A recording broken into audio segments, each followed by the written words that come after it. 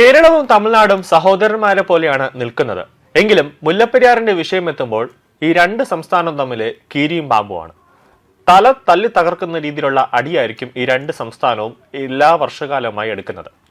ആ സമയം പിന്നെ നോക്കണ്ട, പിന്നെ സഹോദരനില്ല, സഹോദരി, അങ്ങനെയുള്ള ഒരു ബന്ധവും ഉണ്ടാവില്ല.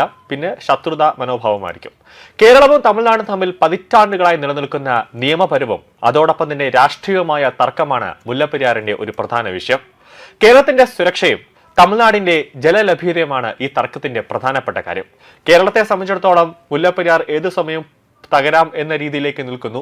തമിഴ്നാടിനെ സംബന്ധിച്ചിടത്തോളം മുല്ലപ്പെരിയാർ അടച്ചു കഴിഞ്ഞാൽ, അല്ലെങ്കിൽ മുല്ലപ്പെരിയാറുമായി ബന്ധപ്പെട്ട് അവർക്ക് ഏറ്റവും കൂടുതൽ അവർ ആശ്രയിക്കുന്നത് മുല്ലപ്പെരിയാറിനെയാണ്. അവിടുത്തെ കൃഷിയായിരുന്നാലും അവിടുത്തെ വെള്ളം പോകുന്നത് മുല്ലപ്പെരിയാറാണ്. അതുകൊണ്ട് മുല്ലപ്പെരിയാറിൽ എന്തെങ്കിലും ഒരു തടസ്സം സംഭവിച്ചു കഴിഞ്ഞാൽ, അല്ലെങ്കിൽ അതിന്റെ പൂർണ്ണ അധികാരം കേരളത്തിന്റെ കയ്യിലേക്ക് എത്തിക്കഴിഞ്ഞാൽ തമിഴ്നാട് വലിയ രീതിയിലുള്ള ഒരു വരൾച്ചയിലേക്ക് കാര്യങ്ങൾ പോകും.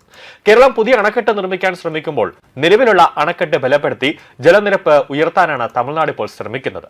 കേരളവും തമിഴ്നാടും തമ്മിൽ കൊമ്പ് കോർക്കുന്നത് പ്രധാന തർക്ക വിഷയങ്ങൾ എന്താണെന്നാൽ 125 വർഷത്തിലേറെ പഴക്കമുള്ള ഈ അണക്കെട്ട് കേരളത്തിലെ ജനങ്ങളുടെ ജീവന് ഭീഷണിയാണെന്നാണ് കേരളത്തിന്റെ നിലപാട്. 125 വർഷമായി ഏത് സമയം വേണമെങ്കിലും തകരാം.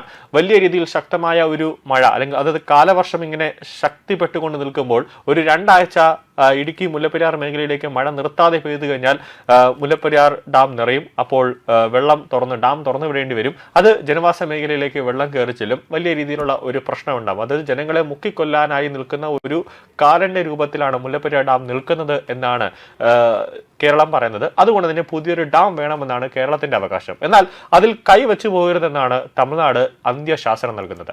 അതിനാൽ പുതിയ അണക്കെട്ട് പണിയാമെന്ന കേരളത്തിന്റെ ആവശ്യം TVK സർക്കാർ എടുത്ത് ചവറ്റുകുട്ടയിൽ എറിഞ്ഞിരിക്കുകയാണ്. തമിഴ്നാട്ടിൽ ഓരോ 5 വർഷം കഴിയുമ്പോഴും പുതിയ ഒരു മന്ത്രിസഭ അല്ലെങ്കിൽ പുതിയൊരു പാർട്ടി അധികാരത്തിൽ വരുമ്പോൾ കേരളത്തിന്റെ ഒരു ആശ എന്ന് പറയുന്നത്, അല്ലെങ്കിൽ കേരളം വിചാരിക്കുന്നത് തമിഴ്നാടുമായി ബന്ധപ്പെട്ട് മുല്ലപ്പെരിയാറിൽ കേരളത്തിന് അനുകൂലമായ ഒരു നിലപാടേക്ക് എത്തുമെന്നാണ് വിചാരിക്കുന്നത്. പക്ഷേ ഇല്ല, അത് എല്ലാ വർഷത്തെ പോലെ സുപ്രീം കോടതിയിലേക്ക് കയറും. അത് സുപ്രീം കോടതി അത് ഒരു 5 വർഷം അല്ലെങ്കിൽ ഒരു വർഷത്തേക്ക് സുപ്രീം കോടതി ആ കേസ് മാറ്റിവെക്കുന്ന ഒരു അവസ്ഥയിലേക്ക് കാര്യങ്ങളെത്തും. ഇപ്പോഴും ഒരു വിധിയും കാത്ത് സുപ്രീം കോടതിയിൽ ഇങ്ങനെ ആ മുല്ലപ്പെരിയാർ വിഷയം അവിടെ ഇരിക്കുകയാണ്. എന്നാൽ പുതിയ അണക്കെട്ട് അനുവദിക്കില്ല എന്ന കർശനമായ നിലപാടാണ് ഇപ്പോൾ വിജയെടുത്തിട്ടുള്ളത്. ഡാമിലെ ജലനിരപ്പ് പരമാവധി 142 അടിയായി ഉയർത്താമെന്നാണ് സുപ്രീം കോടതിയുടെ വിധി. എന്നാൽ കേരളം പറയുന്നത് 139 അടിയിൽ കൂടുതൽ ഉയർത്തുന്നത് വലിയ രീതിയിലുള്ള സുരക്ഷാ പ്രശ്നമുണ്ടാകും. അതുകൊണ്ട് തന്നെ 139 അടിയിലേക്ക് കൂടില്ല. എങ്ങനെ വന്നാലും 138 അല്ലെങ്കിൽ 137.5 ആ അടിയിലേക്ക് മാത്രമായിരിക്കും കേരളം വെള്ളം കൊണ്ട് നിർത്തുന്നത്. തമിഴ്നാട് ഈ ഡാം ഉപയോഗിച്ച് വൈദ്യുതിയും വെള്ളവും ഉൽപ്പാദിപ്പിക്കുന്നുണ്ട്.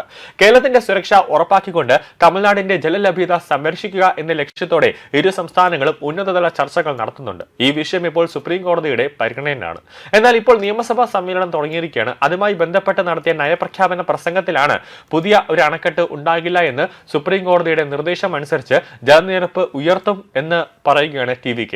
ഈ കീഴ്വഴക്കം പിന്തുടർന്ന് വിജയ് സർക്കാർ നടപടികൾ ആരംഭിച്ചിരിക്കുകയാണ്. ആദ്യം നിയമസഭയിൽ തമിഴ് താഴ്വാഴ്ത്താണ് ആലപിച്ചത്. പിന്നാലെ ദേശീയഗാനം ആലപിച്ചു. വന്ദേമാതരം ആലപിച്ചില്ല എന്നുള്ളതാണ് ഏറ്റവും പ്രധാനപ്പെട്ട കാര്യം.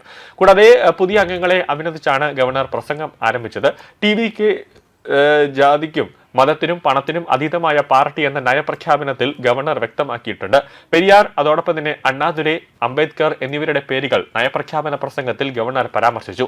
സ്ത്രീകൾക്കെതിരായ അതിക്രമങ്ങളിൽ ഒരു തരത്തിലുമുള്ള വിട്ടുവീഴ്ച ഇല്ല എന്ന് മാത്രമല്ല DMK-ക്കെതിരെയും ഗവർണർ വിമർശനം ഉന്നയിച്ചു. മുൻ സർക്കാർ ലഹരി ഒഴുക്ക് തടഞ്ഞില്ല, കുറ്റകൃത്യങ്ങൾ പെരുകാൻ അതൊരു പ്രധാന കാരണമായി മാറിയെന്നും ദ്വിഭാഷാ നയം തുടരുമെന്ന് നയപ്രഖ്യാപനത്തിൽ ഗവർണർ വ്യക്തമാക്കി. ദേശീയ വിദ്യാഭ്യാസ നയത്തെ ശക്തമായി എതിർക്കും. കൂടാതെ കേന്ദ്രത്തിനെതിരായ വിമർശനം ഗവർണർ വായിക്കുകയും ചെയ്തു. ത്രിഭാഷാ നയവുമായി കേന്ദ്ര വിഹിതത്തെ ബന്ധിപ്പിക്കുന്നത് അംഗീകരിക്കില്ല എന്നാണ് അത് രാഷ്ട്രീയ നയം വിജയ് സർക്കാർ വ്യക്തമാക്കിയത്. സംസ്ഥാനത്തെ ബാധിക്കുന്ന വിഷയങ്ങളിൽ ദ്രാവിഡ പാർട്ടികളുടെ നിലപാട് തന്നെയാണ് സർക്കാർ വ്യക്തമാക്കിയത്. വർഷങ്ങളായി ചർച്ച നടക്കുന്നുണ്ടെങ്കിലും മുല്ലപ്പെരിയാറുമായി ബന്ധപ്പെട്ട് തമിഴ്നാട് സർക്കാർ ഇപ്പോഴും മുഖം തിരിക്കുകയാണ്. ഈ വർഷങ്ങളോടമായി തമിഴ്നാട്ടിൽ പലതരത്തിലുമുള്ള കത്ത് തമിഴ്നാട് മുഖ്യമന്ത്രിക്ക് കേരള മുഖ്യമന്ത്രിയും അതോടൊപ്പം തന്നെ കേരള ജലവിഭവ മന്ത്രിയും അയക്കുമെങ്കിലും കേരളത്തിന് അനുകൂലമായ ഒരു മറുപടി ഇതേവരെയായിട്ട് കിട്ടിയിട്ടില്ല. അതുകൊണ്ടാണ് ഹൈക്കോടതിയും കടന്ന് സുപ്രീം കോടതിയിലേക്ക് കാര്യങ്ങൾ എത്തുമ്പോഴും അവിടെയും രണ്ടുപേരും തമ്മിൽ ഒരു കൊമ്പ് കോർക്കുന്ന ഒരു സാഹചര്യത്തിലേക്ക് എത്തുമ്പോൾ സുപ്രീം കോടതിക്കും ഒരു അന്തിമമായ ഒരു വിധി നിർണ്ണയിക്കാൻ പറ്റാതെ വരുമ്പോൾ കേസ് ഇങ്ങനെ മാറ്റിക്കൊണ്ടിരിക്കുകയാണ്.